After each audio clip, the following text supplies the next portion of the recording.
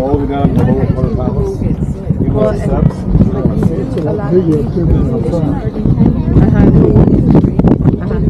So it's okay to do that? Oh yeah. I had this lady like shoot me out on the internet about it.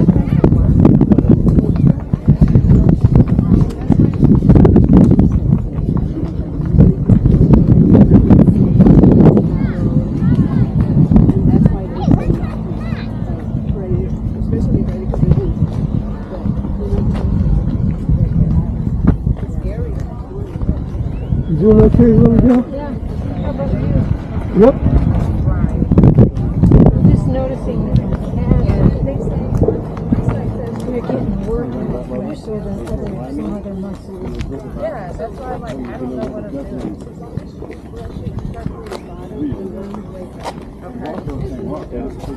I was just waiting for you.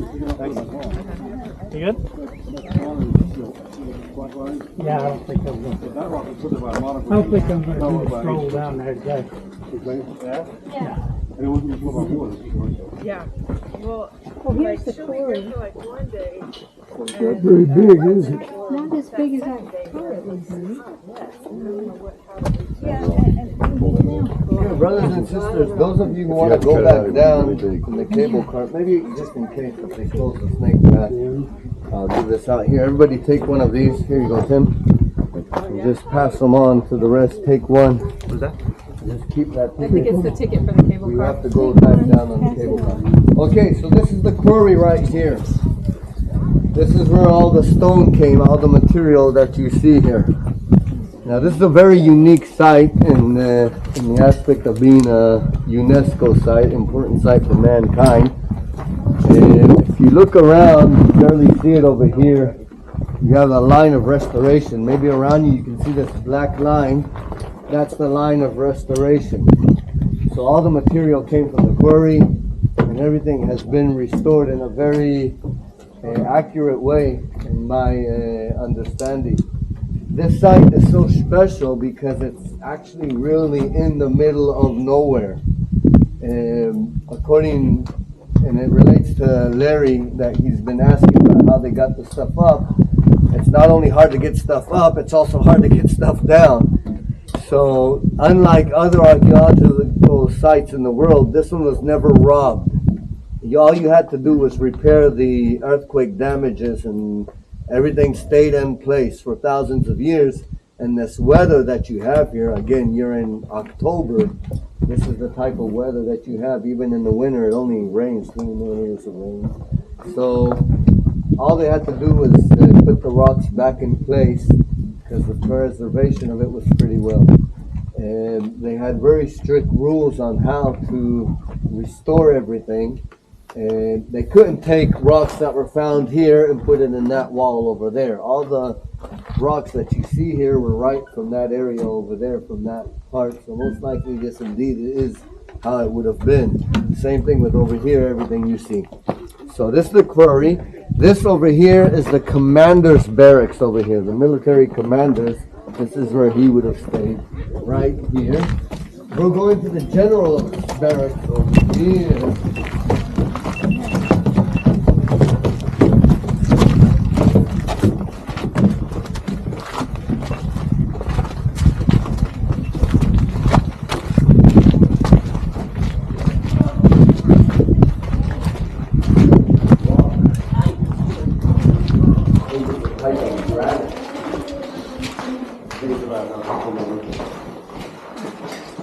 So brothers and sisters, as we come into this site over here, that's what's cool about MASADA. It was dug in the early 60s by Igael Yadim, and by then MASADA became like a symbol, and today people are having second thoughts about the symbol.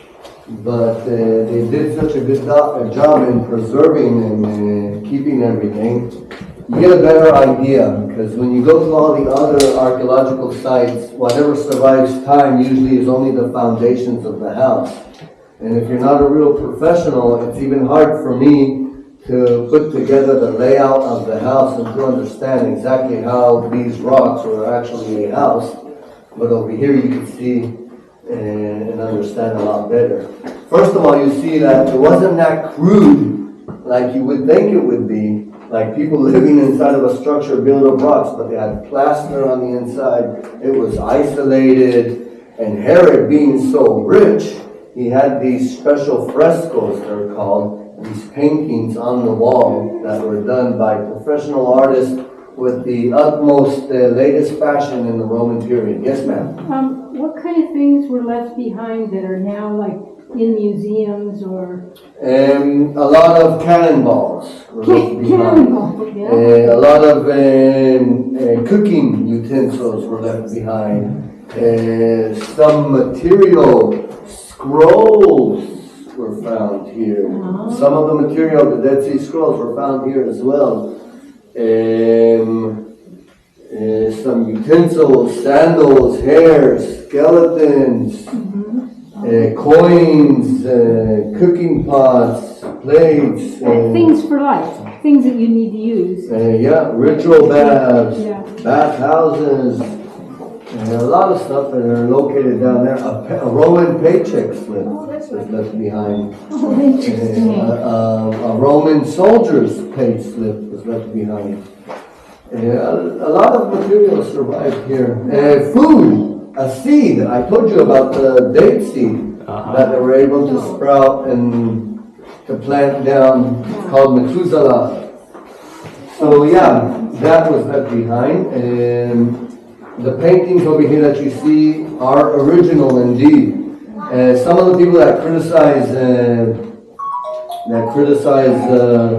Josephus, they would say, you see, Josephus doesn't know what he's talking about. You see, because he describes this room full of marble. See, there is no marble here. יוסי, אני מדריך.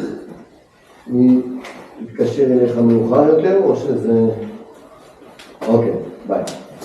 So, you see the paintings on the wall, the artist that came here, if you notice over here, and what he actually did, he painted marble onto the wall.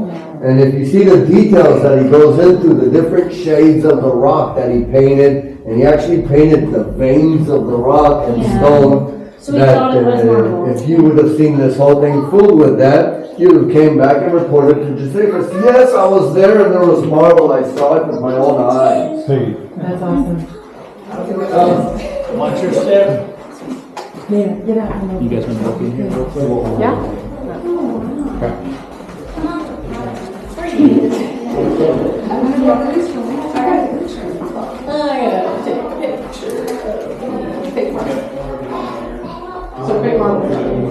Well, I mean,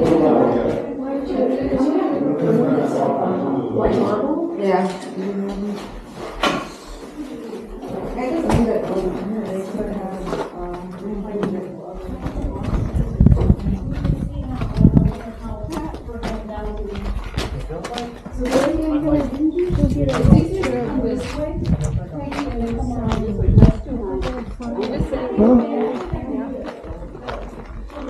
Where did Yoni go? He went that way. He went that way.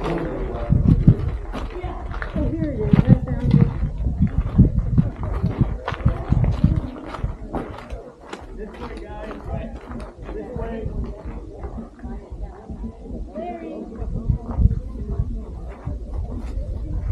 You'll have a better shot from here. We're gonna go to the main palace.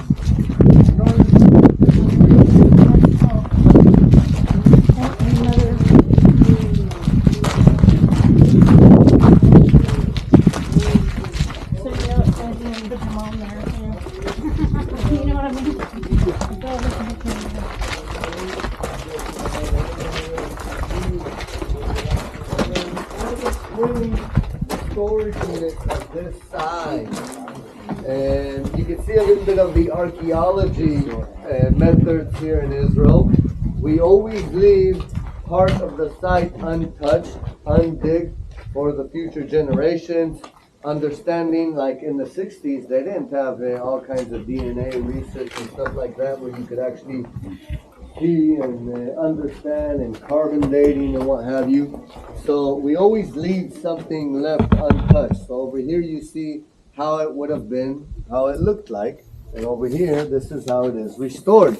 Who knows what is waiting for us to find? Why don't you go dig over there and maybe find some more stuff? What kind of things did we find here? We found food. What kind of food do you think we have here? Grain, yes. Honey. What? Honey? Honey. Honey. Well, he did have dates, so no doubt he had honey. What else? What would you think? What would you expect to find here? Wine? Wine! Thank you very much. Not just any wine, but we found the canisters of wine with the label, and he had wine from Spain over Oh, here. fancy, yeah. Well, only the best for the people coming from Texas to visit Herod. What do you think? We're going to get local stuff? No. He had fish sauce coming in from Italy. For crying out loud. Would they have had dried meats of any kind? Pretty much sure they did. Magdala was famous for its dried fish. So I'm sure they had dried meats here as well. If not dried, then salty. So this is a storage unit. A lot of food, a lot of weapons was held here in these storage units. We're going to go through another storage unit over here, and then we're going to visit the bathhouse and come through and go through it again. Please follow me.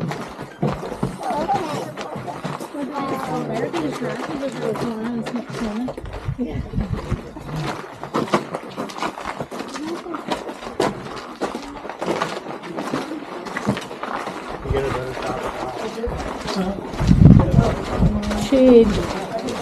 Shade, bathe in the shade. That's probably what they did, set up things and sit in the shade, you know what I mean? Yeah. They probably mastered that because they